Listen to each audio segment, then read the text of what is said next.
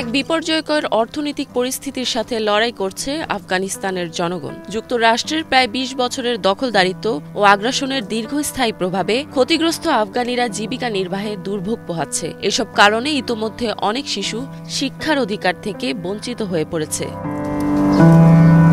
১০ বছর বয়সী শিশু আব্দুর রহমান বাস করেন দেশটির রাজধানী কাবুলে। খুব অল্প বয়স থেকেই পরিবারের জীবিকার ভার নিজ কাঁধে বহন করছে এই শিশুটি। এমনকি তার নিজের স্কুলের খরচেরও যোগান দেয় সে নিজেই। সকালে রাস্তায় সবজি বিক্রি, দুপুরে স্কুল, সন্ধ্যায় বাবার সাথে সবজির দোকানদারি, এরপর নাইট স্কুল।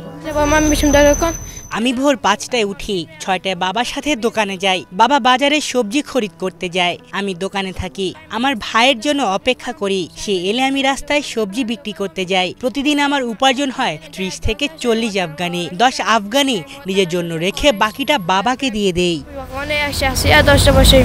কাবুলের পাহাড় ঘেরা এক পল্লীতে ভাড়া থাকেন আব্দুর রহমানের পরিবার। দোকানে যাওয়ার আগে এই উঁচু জায়গা থেকে সবজিতে ভরা ভ্যান নামাতে হয় তাকে। প্রতিবেশীরা বলেন জীবিকার তাগিদে শিশুর পড়াশোনা করার ইচ্ছে নষ্ট হয়ে যেতে পারে, তবে মনোবল ধরে রেখেছে আব্দুর রহমান। আমি চিকিৎসক হতে চাই।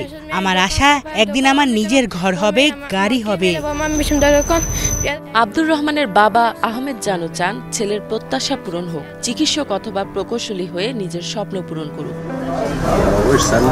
গত ২০ বছরে দেশটির অর্থনৈতিক অবস্থা তলানিতে গিয়ে পৌঁছেছে, ফলে দেশটির সামাজিক অবস্থা আরও খারাপের দিকে চলে যায়। আফগানিস্তানের অনেক নাগরিক মূল চাহিদার যোগান দিতে বেশ হিমশিম খাচ্ছে, ফলে লেখাপড়া অনেক নাগরিকের কাছে কেবলই বিলাসিতা। সাম্প্রতিক এক পরিসংখ্যানে দেখা যায় দেশটির বর্তমান সাক্ষরতার হার মাত্র ৩৭%।